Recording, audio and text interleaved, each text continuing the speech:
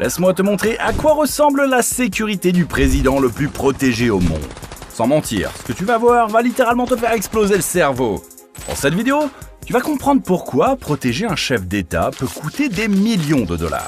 On parle de robots tueurs, de gardes du corps surarmés et de trucs encore plus fous, jusqu'à tomber sur le président le plus pauvre du monde. Oui, t'as bien entendu. José Mujica, président de l'Uruguay. Je sais, ça sonne chelou. Mais au lieu d'empocher son salaire de président, le gars vivait dans une petite baraque en tôle, paumé au milieu de nulle part. Il a carrément refusé de vivre dans le palais présidentiel. Je crois que sa caisse valait mieux que dalle. Le mec roulait tranquille dans une vieille coccinelle Volkswagen de 1987, toute claquée, et le tout avec zéro sécurité. Nada. Et ça, c'est juste le niveau 1. À chaque niveau, la sécurité devient plus dingue, jusqu'à arriver au président le plus protégé de la planète. Spoiler, c'est un délire. Alors lui, c'est pas José Mujica. Macron, c'est tout l'inverse. Le mec est escorté comme un boss de fin de niveau. Cortège blindé, garde du corps, policier à vélo, il a toute l'artillerie. Tu te dis, avec tout ça, il doit être super bien protégé, non? Lol, pas vraiment là. Parce qu'au lieu de rouler peinard, le gars se prend des coups dans tous les sens. Entre la grosse gifle en public, les G2 et même les lancers de tomates à l'ancienne, version Moyen-Âge, on dirait qu'il a un aimant à projectiles sur lui. Le gars est littéralement une cible humaine. Et voilà, parfois, protéger un président, ça peut très mal tourner. Direction le Japon. Shinzo Abe, c'était le plus ancien premier ministre du pays.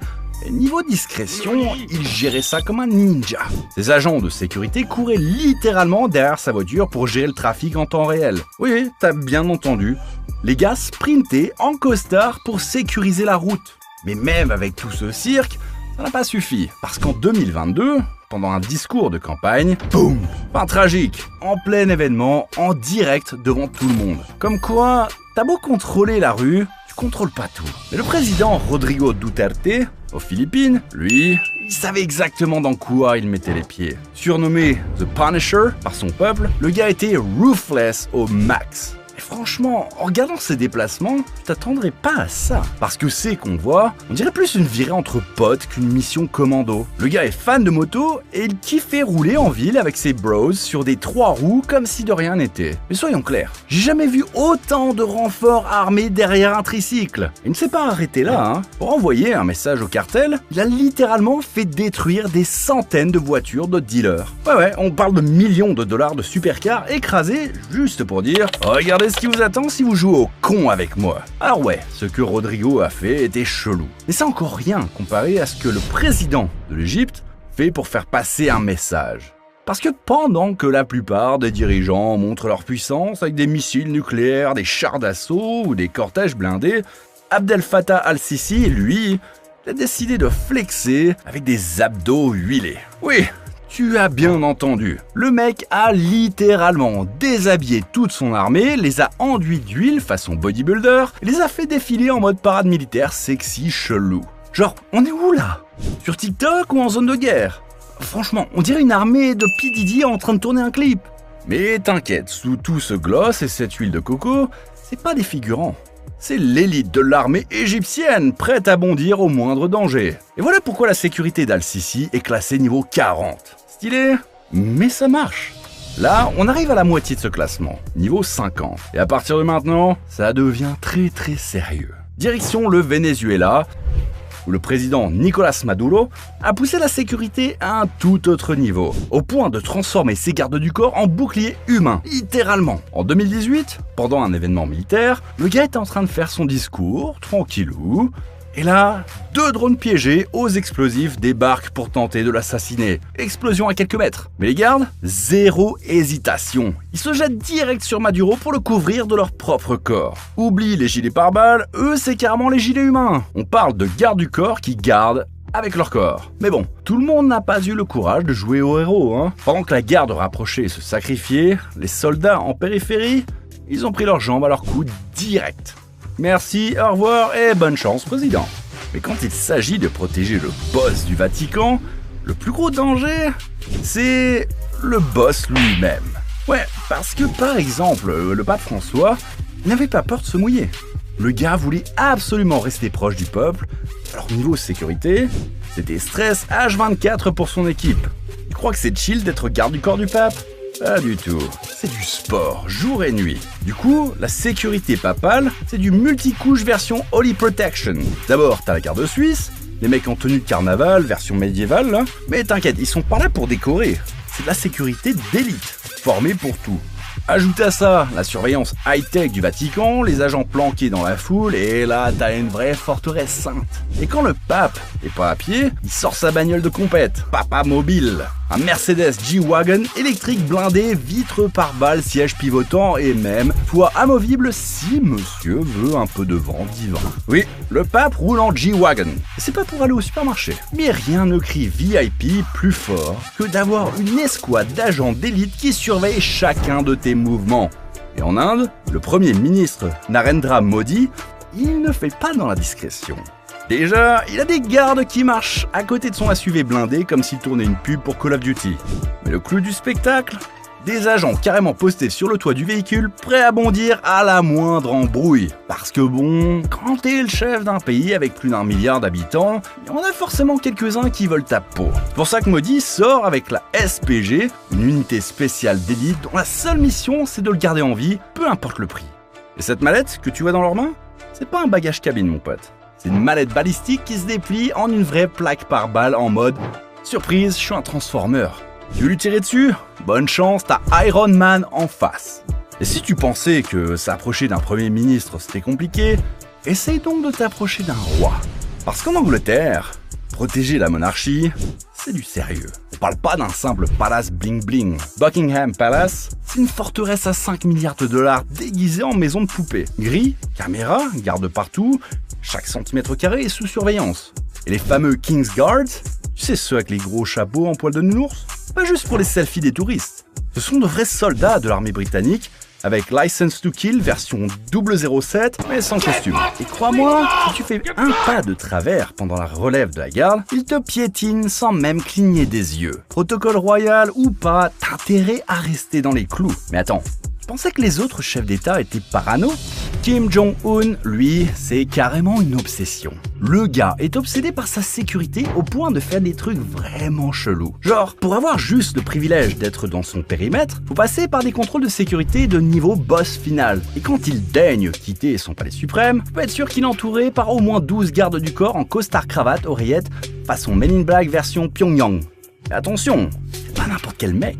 Ils sont triés sur le volet pour leur loyauté absolue et leur peur de mourir. Parce qu'avec Kim, t'es pas juste là pour protéger un président. T'es là pour protéger un mec qui peut te faire disparaître pour avoir éternué trop fort. Le gars dicte pas que des lois, il dicte la météo, le ton de ta voix, la respiration de ses gardes. Franchement, ce type est un vrai film de science-fiction à lui tout seul. Mais alors là, Poutine, c'est un tout autre délire. Le gars, c'est pas juste protégé au sol, il a des yeux dans le ciel, littéralement. Ces avions sont escortés par des chasseurs de combat. Et parfois, ils balancent même des avions leurs, juste pour semer les potentiels attaquants. Tu vas la voir? Bonne chance. C'est même pas dans quel avion il est. Et c'est pas fini. Son cortège, c'est pas juste une file de grosses bagnoles noires. C'est une armée roulante. Chaque véhicule est blindé et il nettoie la route avant son passage pour éliminer toute menace potentielle. Et pour couronner le tout, ces gardes du corps ont des têtes à faire fuir John Wick. Des gars qui te fixent comme si tu venais de dire un mot de travers dans une réunion du KGB. Tu veux un exemple? Regarde ce qui s'est passé quand Conor McGregor a osé lui mettre le bras sur l'épaule. Il s'en est sorti vivant. C'était pas gagné.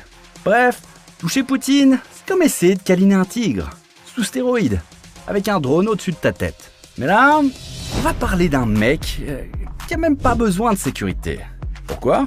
Parce que le colonel Mamadi Doumbouya, président de la Guinée, est lui-même le patron des forces spéciales armées du pays.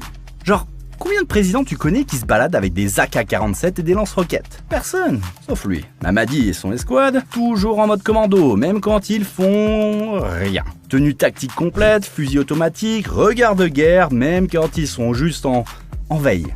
Si tu savais pas que c'était un président, on penserait qu'ils partent en mission au Moyen-Orient. Alors qu'en vrai, ils vont juste faire un discours devant la mairie. Et attends, c'est pas fini.